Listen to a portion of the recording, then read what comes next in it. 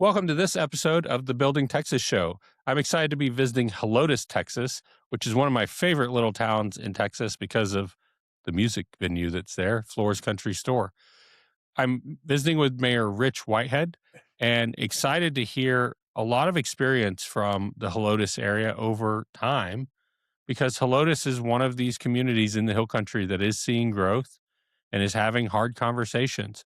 And I really respect Mayor Whitehead for taking those conversations head on with the community in a really positive and uplifting way that helps us all understand what it takes to build a little city, but to really steward a city like Helotes into the future. So, Mayor Rich Whitehead, thank you for joining us today.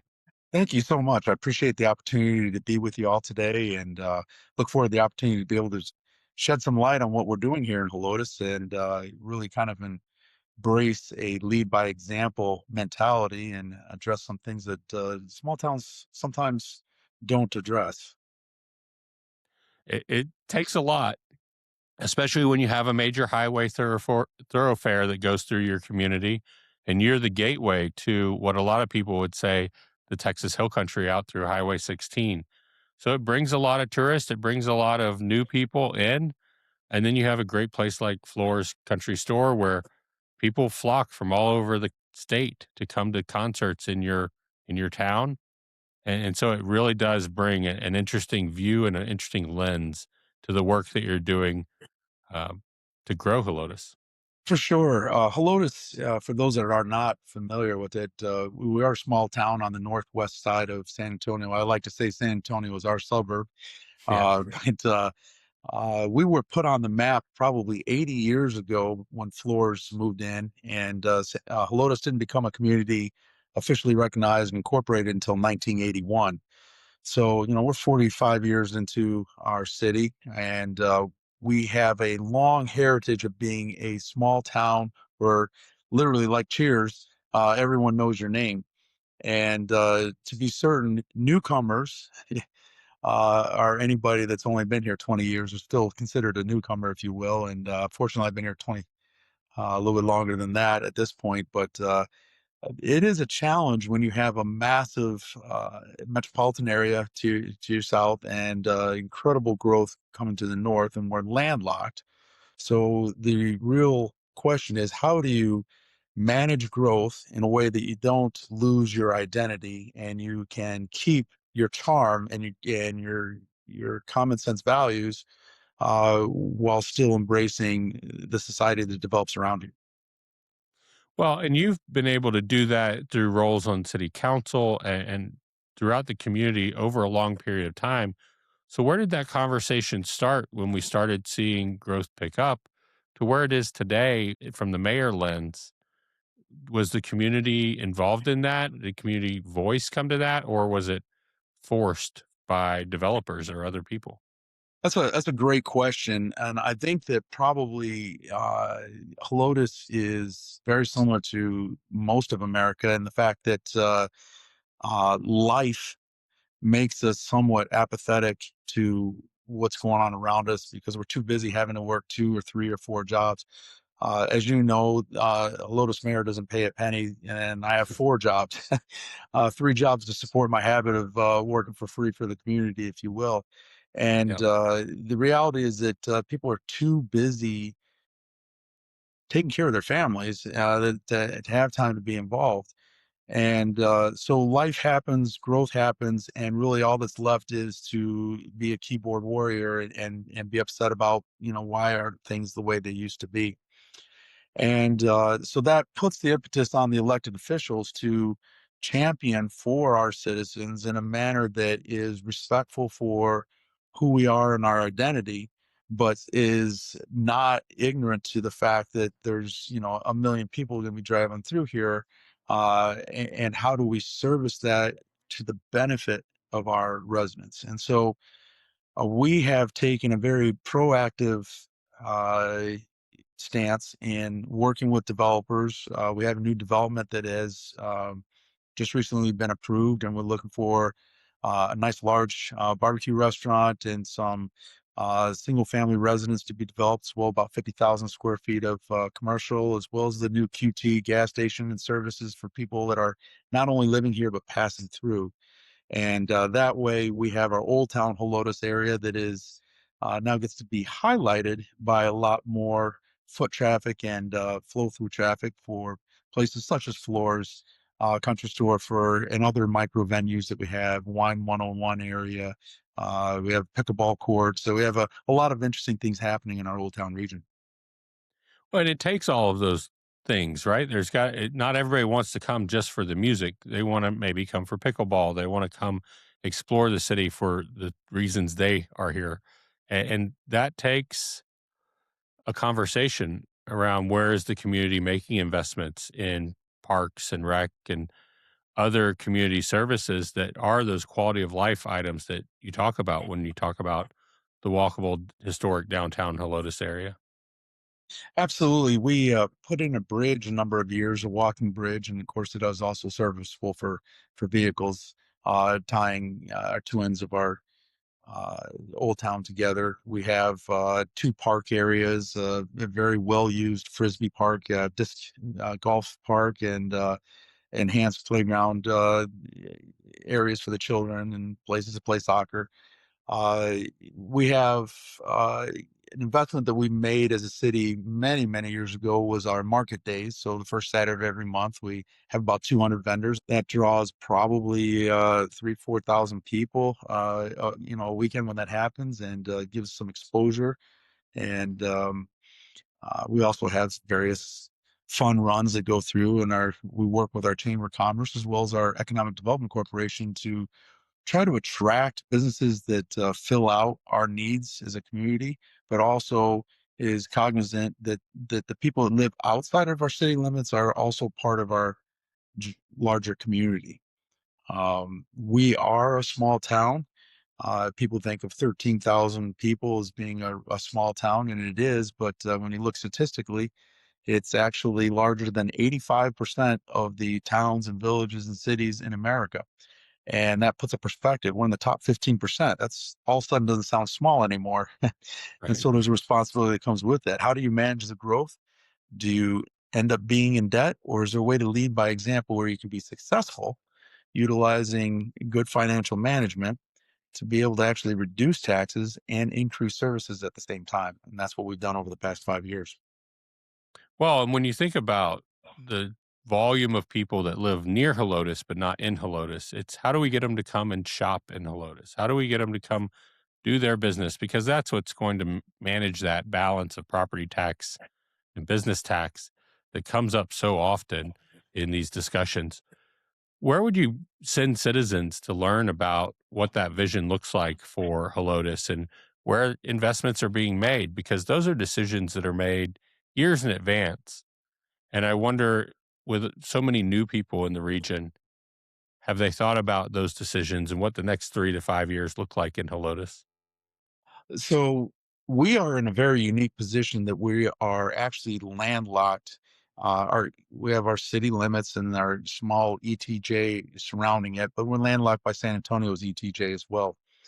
So the investment opportunities primarily reside in our ETG area, and we have worked with a number of companies that have saw the benefit of our fine police department and our fire response, that it's worth it to them to annex voluntarily into our city and be the recipients of those services. Our taxes are lowest in the area, and happy to say that my first 4 years we lowered property tax rate each of those 4 years, and should have this last fifth year, but council had a different vote on that. But we are going to be a debt-free community in 9 more years, and that will continue to contribute to lower property tax rates. But the investments, we have three large properties left within the city limits, and we have a number of large opportunities in our ETJ area. And so what we do is we look for investments. We do work with 380 agreements. We do work with an overall strategy of, listen, if there is something here that can be a benefit, we're not in a position where we have to give away in order to get an extra dollar of tax. Good financial management has put us in a strong position to be able to leverage our success for a mutually beneficial development, and that's our starting point. And if it can't be a deal that is beneficial for the citizens of Helotes, there's just no reason to do it, Right. except for to take a look at long-term sustainability of our community.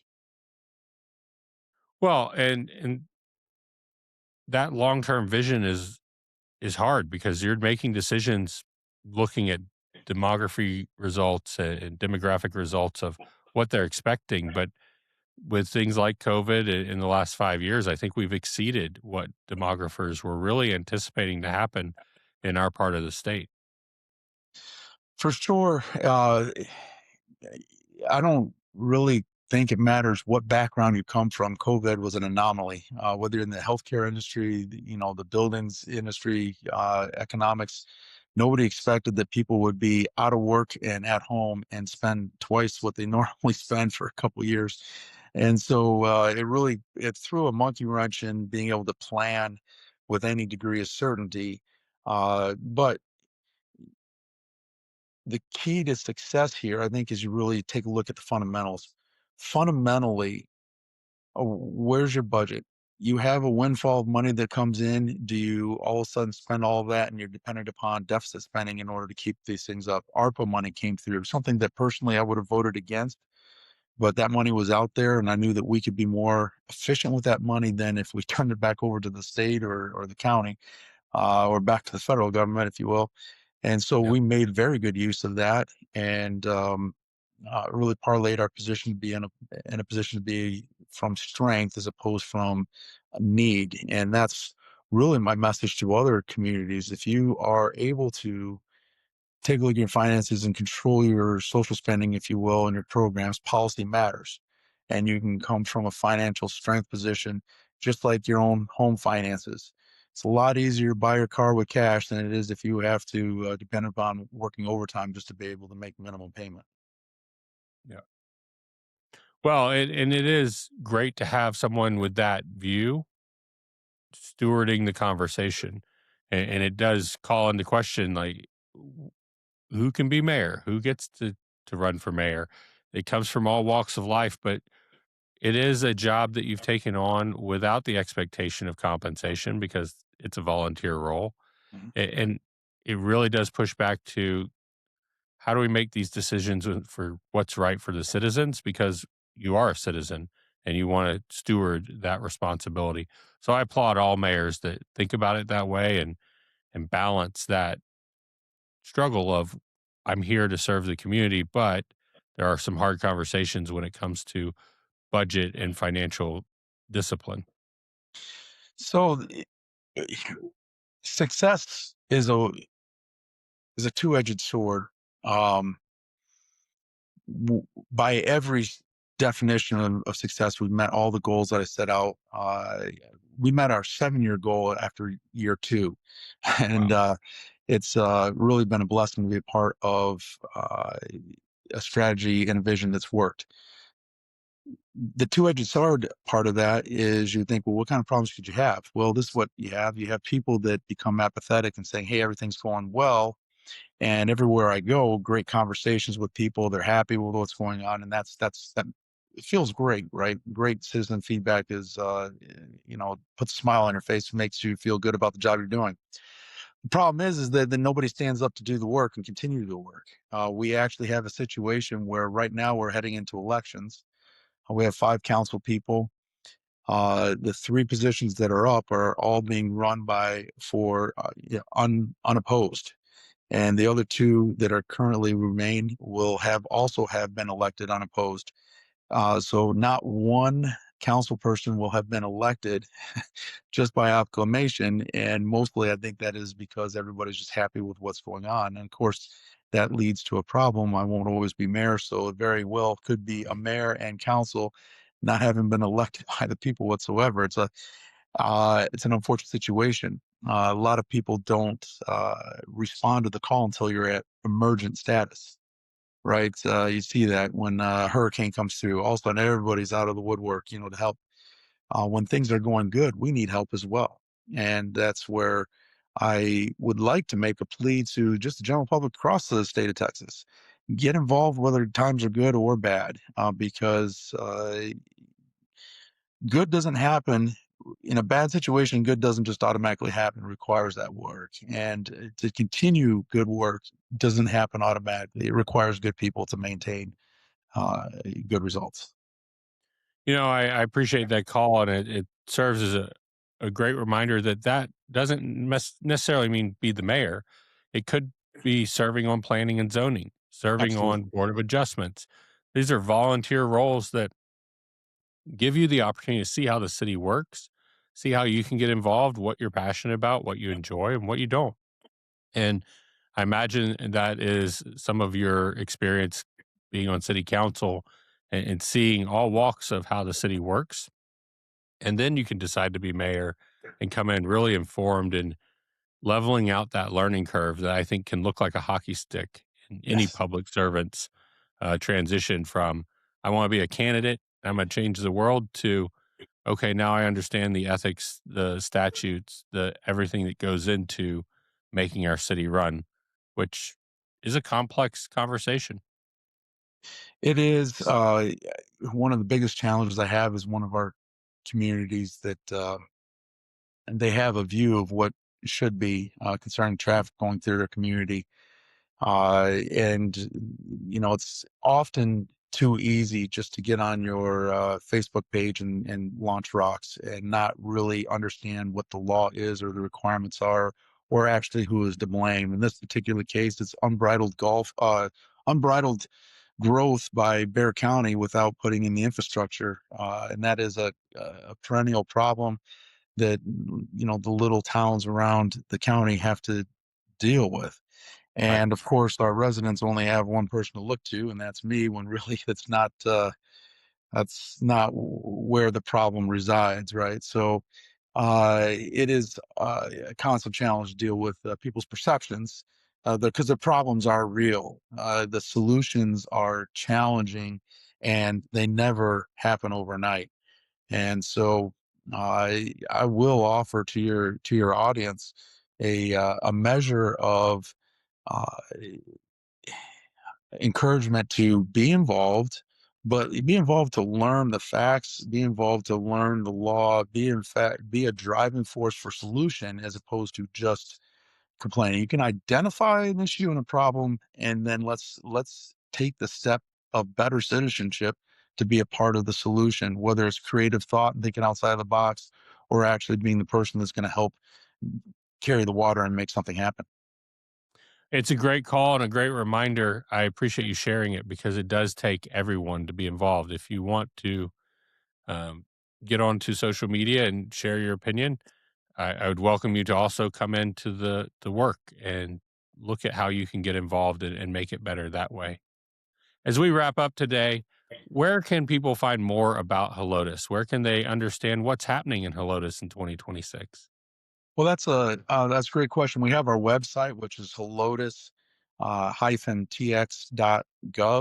and that's certainly we have a great events coordinator that keeps that site up to date about what's going on in the community, as well as we have a brand new director for our Helotes Economic Development Corporation. So HEDC is something you can search for and find out activities that are going on in the community. We have blessed with not only Floors Country Store and some of the micro veneries in our old town, but we also have the Helotes Festival Association. So our Carnival, they have the Scottish games, they have rodeos and bull riding contests, something going on. I thought about how to brand Helotes. Really, it's hashtag Helotes proud. But there's people come to Helotes. You don't even need to know what's going on because there's always something going on in Helotes. Just stop by on a weekend. There's something going on, whether it's market days or a concert or just event at Helotes Festival Association.